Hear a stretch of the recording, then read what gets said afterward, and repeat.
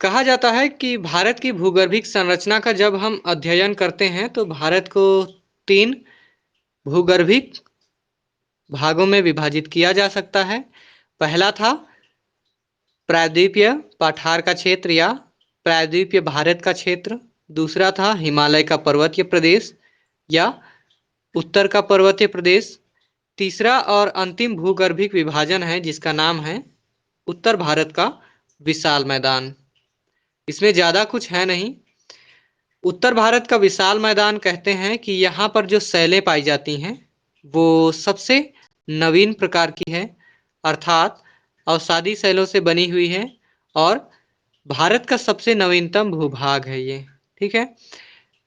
अगर आप भारत के मैदानी क्षेत्र की बात करें तो मुख्य तौर पर पंजाब, हरियाणा, उत्तर प्रदेश, बिहार, पश्चिम बंगाल, ठीक है, इन राज्यों में फैला हुआ है। और यहाँ पर आपको भूमि के अंदर गहराई पर यदि आप खनन कार्य करेंगे तो आप पाएंगे कि हजारों मीटर तक अर्थात 3 से 4 किलोमीटर तक आपको मिट्टी ही मिट्टी दिखाई देगा। आपको कठोर शैल या पत्थर नहीं मिलेंगे। होता है तो कहा जाता है कि उत्तर भारत का जो मैदानी भाग है जिसे आमतौर पर नाम दिया जाता है किसका, गंगा, ब्रह्मपुत्र और सिंधु का मैदान। ये मैदानी क्षेत्र ऐसे हैं जहां पर प्रायः पत्थरों का अभाव पाया जाता है, भूमि के अंदर भी बाहर भी। क्योंकि हम भूगर्भ की बात कर रहे हैं, ठीक है, भूमि के अंदर का स्ट्रक्चर देख रहे हैं, तो कहते हैं कि उत्तर के विशाल मैदानी भूभाग में नदियों के द्वारा हजारों सालों तक लगातार परत दर परत मिट्टियों का जमाव नदियों के द्वारा होता रहा। परिणाम स्वरूप एक बहुत ही हजारों मीटर मोटी अवसादी परतों की एक सैल बिछ गई जिसे हम उत्तर का विशाल मैदान कहते हैं।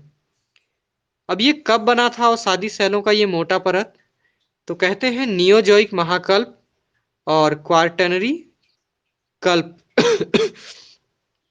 अर्थात आज से लगभग 2-3 लाख पहले का ही समय है, बहुत ज़्यादा पुराना नहीं है। प्लीस्टोसीन युग और होलोसीन युग मतलब उत्तर की इस विशाल मैदान की जो अवधि है वो अधिकतम से अधिकतम 1 करोड़ साल पहले बना है और न्यूनतम कहते हैं कि 1 लाख साल पहले, मतलब 1 करोड़ साल से लेकर 1 लाख वर्ष पूर्व के बीच उत्तर का विशाल मैदान बना है। हालांकि ये बहुत लंबा समय लगता है, लेकिन अगर आप पृथ्वी के विकास क्रम को देखेंगे तो पृथ्वी की आयु के आधार पर अगर आप देखेंगे तो ये समय बहुत ही कम है। ठीक है, इंसान और जीव जंतुओं के आयु के हिसाब से देखेंगे तो बहुत ज़्यादा लगता है, लेकिन पृथ्वी की बनने की जो प्रक्रिया थी उस हिसाब से इस आयु की गणना करेंगे तो कहा जाता है कि लगभग 1 लाख साल या 1 करोड़ साल का समय बहुत ज़्यादा नहीं है, काफ़ी कम है। तो याद रखना है आपको कि उत्तर के विशाल मैदान में भूगर्भिक शैलें थी, अवसादी शैलें, उनका निर्माण प्लीस्टोसीन और होलोसीन युग में हुआ था और पूरी तरीके से ये अवसादी शैलों अथवा मुलायम परत से बनी हुई है। ठीक है, इतना आपने जान लिया। इसके बाद भारत की भूगर्भिक संरचना खत्म हो जाती है, समाप्त हो जाती है और हम भारत की भूगर्भिक संरचना के बाद आते हैं भारत के भौतिक विभाजन पर या भारत के भौतिक प्रदेशों पर। ठीक है, एक सेकंड जरा सा लाइन में रहिएगा।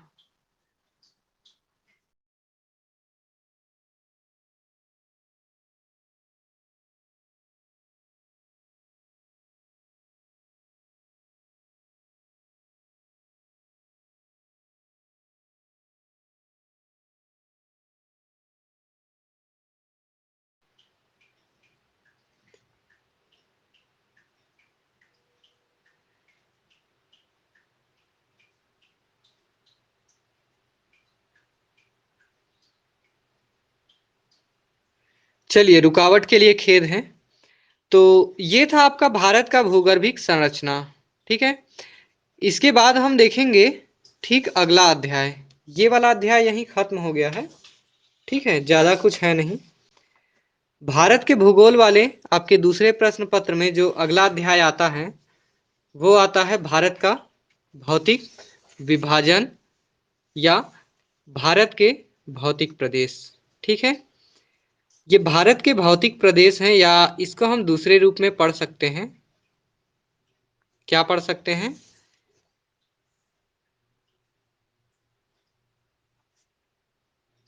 भारत का भौतिक विभाजन। भौतिक विभाजन होता क्या है इसको समझिएगा थोड़ा सा।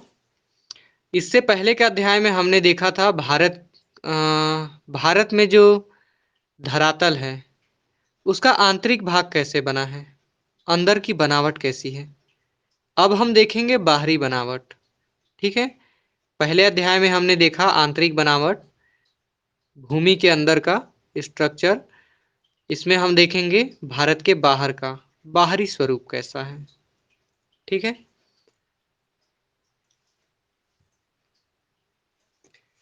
जरा सा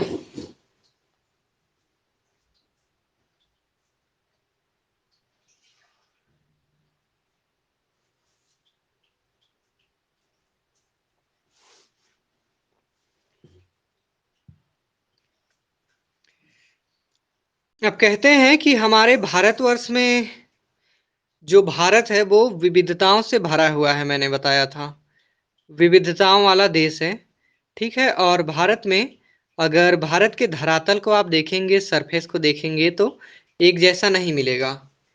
आपको कहीं पर्वत मिलेगा, कहीं पठार मिलेगा, कहीं मैदान मिलेगा। ठीक है, तो भारत के प्रत्येक राज्यों में, प्रत्येक क्षेत्र में जो धरातल का बनावट है वो बिल्कुल भिन्न भिन्न है, अलग अलग है।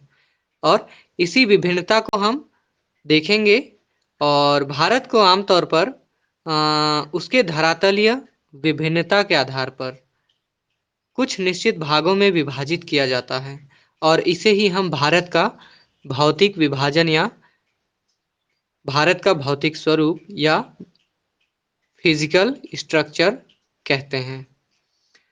तो कहते हैं कि कुछ निश्चित प्रदेशों में भी बांटा जाता है भारत को, पर्वत, पठार, मैदान इत्यादि के आधार पर, और उसे हम नाम देते हैं भारत के भौतिक प्रदेश का। ठीक है, तो इसमें भारत के अलग अलग क्षेत्रों का धरातलीय स्वरूप हम जानेंगे। ठीक है, कि भारत के एक हिस्से में क्या पाया जाता है तो दूसरे हिस्से में क्या पाया जाता है, कहाँ पर पर्वत है, कहाँ पठार है, कहाँ पहाड़ियां हैं और कहाँ मैदान है। आगे बढ़ते हुए अगर हम देखें तो कहा जाता है कि भारत की जो आकृति है, भौगोलिक आकृति है या भौतिक आकृति आप जो भी कहें, जैसी बनावट है उसके आधार पर आप देखते हैं कि भारत का कुल क्षेत्रफल कितना है। पद्मावती आप बताइए भारत का कुल क्षेत्रफल कितना है?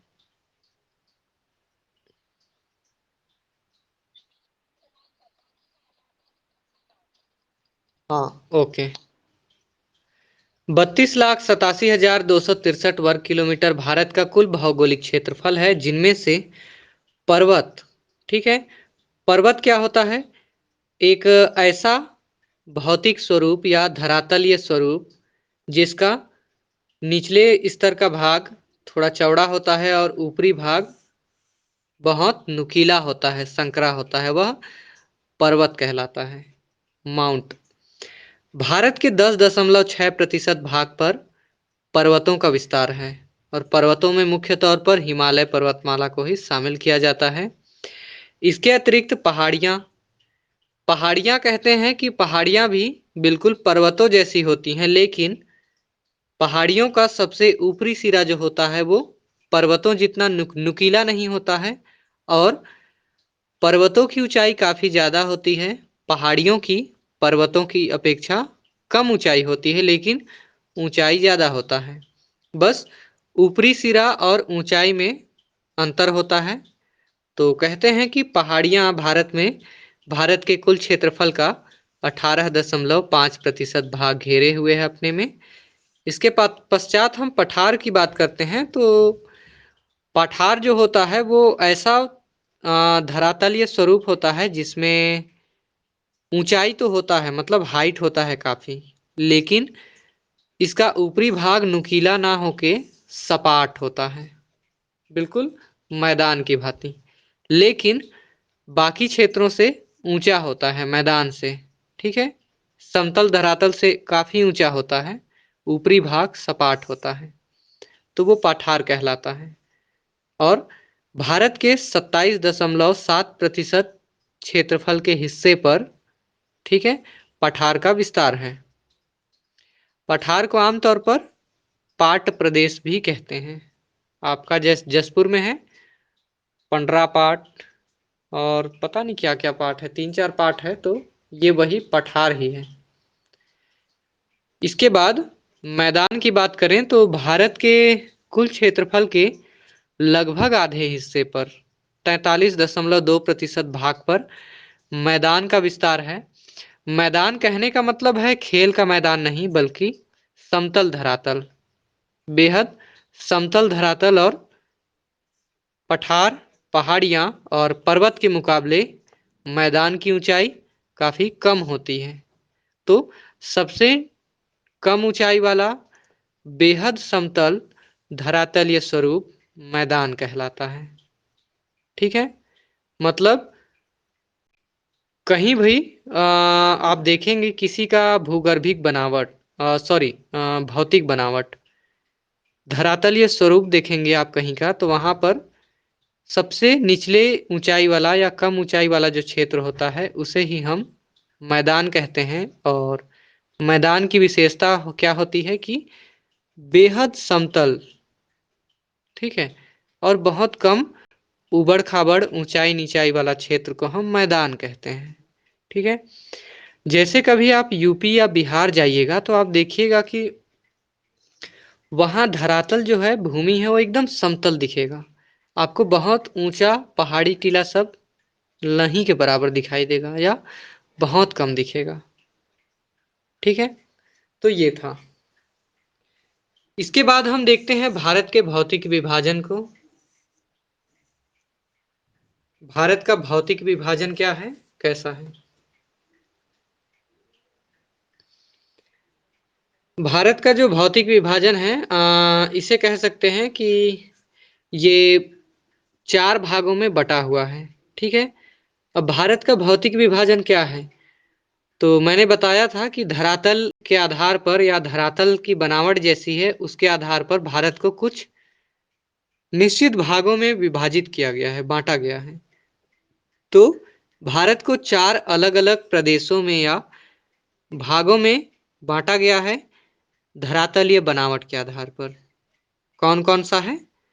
नंबर 1 पे आप देखेंगे उत्तर का पर्वतीय प्रदेश, ठीक है। भूगर्भिक संरचना जैसा ही है, लगभग एक जैसा, लेकिन थोड़ा सा अंतर है, ठीक है, समझिएगा। पहला उत्तर का पर्वतीय प्रदेश है, दूसरा प्रायद्वीपीय पठार, या जिसको हम प्रायद्वीपीय भारत कहते हैं।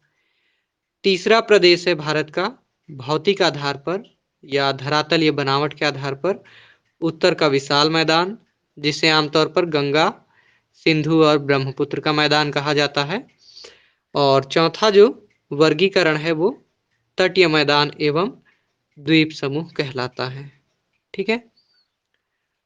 संक्षिप्त में बताऊं तो उत्तर का पर्वतीय प्रदेश मुख्य तौर पर हिमालय का जहां विस्तार है आज, जिन राज्यों में है उन सारे क्षेत्रों को ही हम मिलाकर कहते हैं उत्तर का पर्वतीय प्रदेश।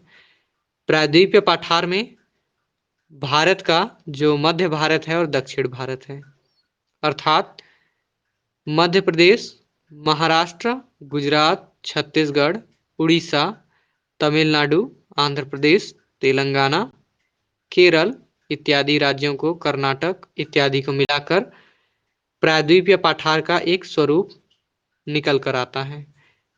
उत्तर भारत का विशाल मैदान अर्थात उत्तर प्रदेश, पंजाब, हरियाणा, थोड़ा सा राजस्थान, बिहार, ठीक है, पश्चिम बंगाल, थोड़ा सा असम,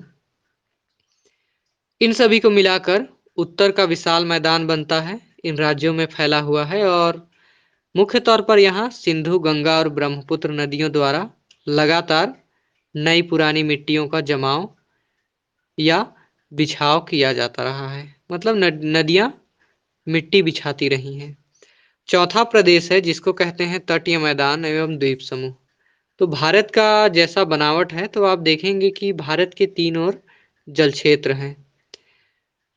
दक्षिण पश्चिम की ओर आप जाएंगे तो आपको अरब सागर मिलेगा। अभी मानचित्र नहीं बता रहा हूं, लेकिन आप इमेजिन करने की कोशिश कीजिएगा। दक्षिण पश्चिम की ओर आप जाएंगे तो आपको अरब सागर मिलेगा। बिल्कुल दक्षिण की ओर जाएंगे तो आपको हिंद महासागर, और दक्षिण पूरब की ओर आप जाइएगा तो आपको मिलेगा बंगाल की खाड़ी। अब कहते हैं कि इन जल क्षेत्रों से भारत का जो अंतिम सिरा लगा हुआ है, जिसको हम तट कहते हैं। मतलब तट क्या होता है? कोस्टल तट वह हिस्सा होता है जहां पर भूमि और स्थल मिलते हैं। तो कहते हैं कि लगातार सागर की लहरें भारत के तटीय किनारों पर आती रही हैं और उनके माध्यम से मिट्टी, कंकड़, पत्थर लगातार बिछते रहे हैं, और भारत के तटवर्ती क्षेत्रों में समतल धरातल का निर्माण हुआ है, जिसे हम तटीय मैदान कहते हैं, जो कि पश्चिमी तटीय मैदान और पूर्वी तटीय मैदान के नाम से जाना जाता है। ठीक है। और साथ ही अरब सागर और बंगाल की खाड़ी में कुछ आइलैंड या द्वीप पाए जाते हैं जो कि भारत का हिस्सा हैं। उन सभी को भी मिलाकर भारत का चौथा भौतिक प्रदेश बनता है, जिसे हम तटीय मैदान एवं द्वीप समूह का नाम देते हैं। ठीक है। थोड़ा सा इसको हम और विस्तार से जानते हैं। चलिए डीपली जाने की कोशिश करते हैं। भारत का पहला पर्वतीय प्रदेश जो है भौतिक आधार पर विभाजित किया गया है, वो क्या है? उत्तर का पर्वतीय प्रदेश। उत्तर के पर्वतीय प्रदेश में मुख्य तौर पर महान हिमालय पर्वतमाला को शामिल किया जाता है। ये कैसे बना था इसको आपने देख लिया था। अब इनके बारे में जो अ, तथ्य हैं, जो फैक्ट है, हमने तो हिमालय के भूगर्भ के बारे में जाना ना, कि हिमालय का आंतरिक बनावट कैसा है, भूमि के अंदर का हिस्सा, और निर्माण कैसे हुआ था। हिमालय के या उत्तर के पर्वतीय प्रदेश का बाहरी स्वरूप जो है वो तो हमने देखा ही नहीं था, तो इसे थोड़ा सा देखते हैं। विस्तार की अगर हम बात करें कहाँ से कहाँ तक फैला हुआ है हिमालय पर्वत, तो कहा जाता है कि पूर्व से पश्चिम या पश्चिम से पूर्व। ठीक है। आप भारत के नक्शे में देखिएगा, पूरब में कौन है? अरुणाचल प्रदेश मिलेगा। अरुणाचल प्रदेश से आप आगे बढ़ेंगे तो लगभग धनुष की आकृति में आपको दिखाई देगा पश्चिम में कश्मीर। ठीक है। कहते हैं कश्मीर से अरुणाचल प्रदेश तक भारत के लगभग 8-9 राज्यों में 2400 किलोमीटर की लंबाई पर विस्तृत रूप से फैला हुआ एक विशाल पर्वत श्रृंखला है, जिसको हिमालय पर्वतमाला कहा जाता है। ये कुल चौड़ाई है 2400 किलोमीटर, सॉरी लंबाई है ये। ठीक है। चौड़ाई अगर हम देखें तो देखिए, लंबाई तो पूर्व से पश्चिम की ओर हुआ, तो चौड़ाई ये उत्तर से दक्षिण की ओर होगा। ठीक है। चौड़ाई हमेशा उत्तर से दक्षिण की ओर होगा, अर्थात कश्मीर के उस पार चाइना, चीन और नेपाल वाले हिस्से से हम भारत की ओर आएंगे, बिल्कुल इस डायरेक्शन में मानचित्र में, तो यही चौड़ाई होगा। अब चौड़ाई क्या होता है कि पश्चिमी क्षेत्र का जो हिमालय का प्रदेश है और पूर्वी हिस्सा मतलब अरुणाचल प्रदेश और कश्मीर, ठीक है, कश्मीर पश्चिम की ओर है, अरुणाचल प्रदेश पूरब की ओर है, और कहा जाता है कि इन दोनों क्षेत्रों में हिमालय पर्वत की चौड़ाई अलग अलग है।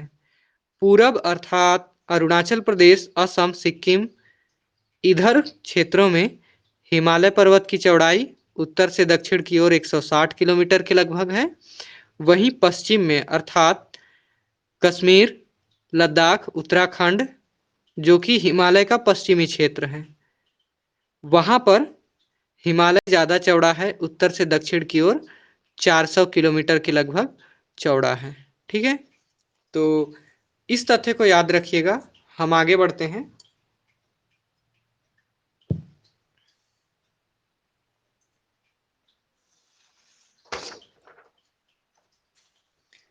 बात करें अगर हिमालय पर्वत के क्षेत्रफल की, यहाँ पूरे तथ्यात्मक आंकड़ों को लेकर मैं आया हूँ, आप भी नोट कीजिएगा। उत्तर का पर्वतीय प्रदेश है जिसमें हम हिमालय पर्वत की क्षेत्रफल की बात करते हैं, तो कहा जाता है कि लगभग 5 लाख वर्ग किलोमीटर के दायरे पर फैला हुआ है। कौन? विशाल हिमालय पर्वतमाला या उत्तर का पर्वतीय प्रदेश। ठीक है। और ये केवल भारत में नहीं है, वरन वो चीन और नेपाल में भी और भूटान में भी विस्तृत है। कौन? हिमालय पर्वत। हिमालय पर्वतीय क्षेत्र की अगर हम एवरेज हाइट या औसत ऊंचाई की बात करें तो कहा जाता है कि हिमालय पर्वत में बहुत सारी ऐसी पर्वत चोटियां हैं, मतलब टापू हैं, माउंट है, जो कि 7,000, 8,000 मीटर या 8-8 किलोमीटर ऊंचाई की है। लेकिन सभी को मिलाकर अगर हम हिमालय की औसत ऊंचाई, एवरेज हाइट की बात करें तो वो 6,000 मीटर है। ठीक है। कहा जाता है कि यहाँ समशीतोष्ण एवं शीत जलवायु पाया जाता है, अर्थात तापमान अपेक्षाकृत कम होता है साल भर। वर्ष के 4-5 महीने बर्फबारी होती है और जो गर्मी का मौसम होता है वह भी ऐसा नहीं होता है कि गर्मी लगे, जाड़े का ही मौसम रहता है वहाँ। ठीक है। मतलब एक ठंडा प्रदेश है, मस्त, बहुत बेहतरीन, पर्यटन के दृष्टिकोण से सबसे अच्छा, अनुकूल जलवायु। कहा जाता है कि हिमालय पर्वत का जो विस्तार है पश्चिम से पूरब की ओर, ठीक है, पूरब से पश्चिम की ओर या पश्चिम से पूरब की ओर, और मैंने बताया था क्या कि देशांतर रेखाएं हमेशा ऊपर से नीचे या उत्तर से दक्षिण की ओर होती है। तो कहा जाता है कि कश्मीर में हिमालय का जो अंतिम छोर है, उसके बाद पूरब में हिमालय का जो अंतिम छोर है, उन दोनों के बीच 22 देशांतर रेखाएं गुजरती हैं। इसीलिए कहा गया है कि हिमालय पर्वत 22 प्रमुख देशांतर रेखाओं से गुजरा हुआ है। ठीक है। कहा जाता है कि एशिया महाद्वीप में बहुत सारी ऊंची ऊंची पर्वत चोटियां हैं, जिनमें 6,500 मीटर से अधिक ऊंची पर्वत चोटियों की कुल संख्या एशिया में 94 है, 94, जिनमें से अकेले 92 या 92 हिमालय पर्वत श्रृंखला में पाई जाती हैं। अब पर्वत चोटी क्या होता है, तो देखिए, एक होता है पर्वत श्रृंखला, मतलब बहुत सारी चोटियों का एक ऊंचा क्षेत्र होता है जिसमें बहुत सारे टीले पाए जाते हैं, बहुत नुकीले टीले, उन्हें ही हम चोटी कहते हैं। ठीक है। तो हिमालय पर्वत बहुत सारी चोटियों का या टापुओं का एक घर है, उसमें बहुत सारी। ओ, पद्मावती आपके तरफ आ रहा है क्या? ओके। सुनैना, कुसुम पन्ना। हाँ, कोई बात नहीं, शायद आपके तरफ नेटवर्क थोड़ा सा कम हो सकता है प्रियंका, एक बार जरा चेक कीजिएगा।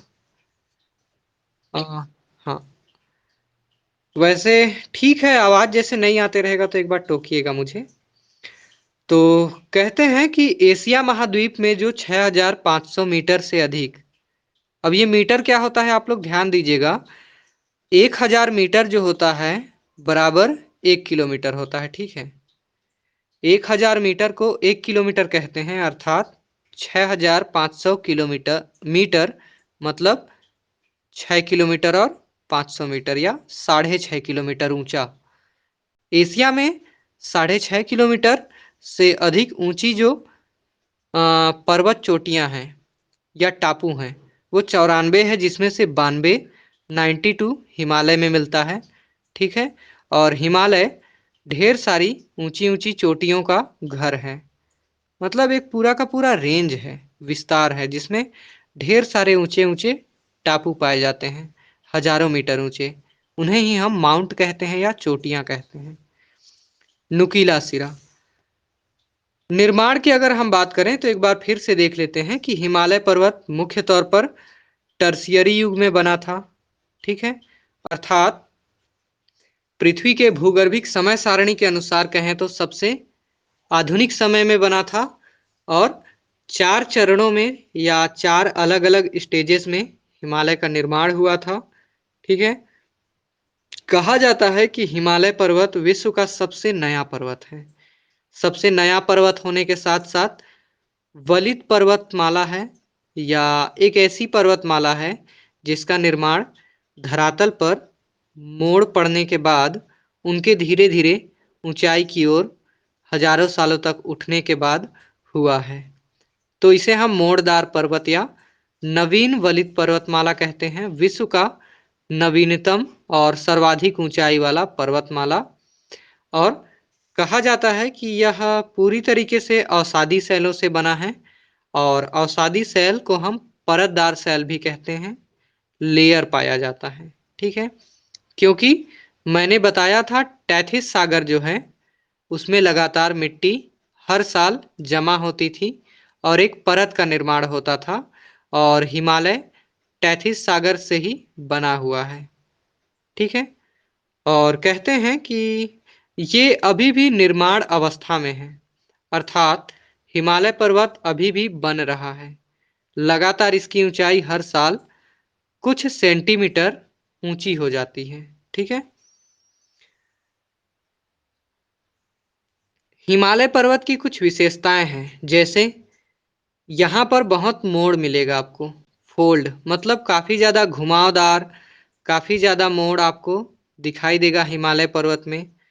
ग्रीवाखंड और उल्टे भ्रंश, कहने का मतलब है कि हिमालय को आप जाके देखेंगे तो आप पाएंगे कि आ, वहाँ का जो स्ट्रक्चर है वो एक जैसा नहीं है, थोड़ा अजीब सा दिखेगा आपको। वो मैं मानचित्र के जरिए कभी बताऊंगा आपको। फिलहाल हम थोड़ा सा और देख लेते हैं कुछ तथ्य को। तो कहा जाता है कि हिमालय तिब्बत की ओर नतोदर है, भारत की ओर उन्नतोदर है। मतलब ढाल की बात हो रही है। ठीक है। ढाल की बात हो रही है, और कहा जाता है कि हिमालय पर्वत से निकलने वाली जो नदियां हैं वो ज्यादातर भारत की ओर बहती हैं। ठीक है। क्योंकि भारत की ओर ढाल हिमालय का ऐसा है कि ज्यादातर नदियां इधर ही आ जाती हैं, उधर नहीं जा पाती। ढाल दोनों तरफ है, लेकिन भारत की ओर थोड़ा ऐसा ढाल है जो नदियों के अनुकूल है। ठीक है। मतलब लगभग कह सकते हैं कि एक ढाल होता है जो इस शेप में होता है। ठीक है। इस शेप में, और एक ढाल होता है जो इस शेप में होता है। ठीक है। तो तिब्बत यानी कि चाइना, भारत का मानचित्र आप देखेंगे तो तिब्बत आपको दिखाई देगा नेपाल के बाद। चीन चीन के बीच में दिखेगा आपको तिब्बत। ठीक है। तो वो वाला हिमालय का उत्तरी सिरा हो गया, और भारत की ओर जो क्षेत्र होता है हिमालय का वो हिमालय का दक्षिणी भाग कहलाता है, साउथ वाला एरिया। इस तरीके से ये हिमालय का एक परिचय था। कल हम देखेंगे हिमालय का प्रादेशिक विभाजन। ठीक है। इसे हम कल देखेंगे, जिसमें देखेंगे हिमालय राज्यों के आधार पर या राज्यवार दृष्टिकोण से हिमालय को कैसे विभाजित किया गया है, बांटा गया है। बहरहाल आज के लिए इतना ही। अगर आपके पास कोई सवाल है तो बताइए। किसी के पास कोई सवाल?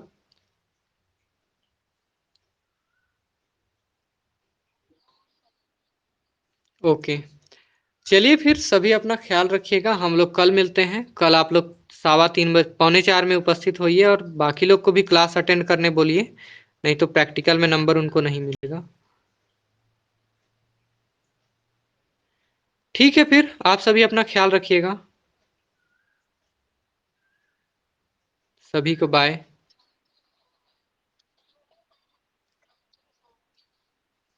Welcome welcome, most welcome.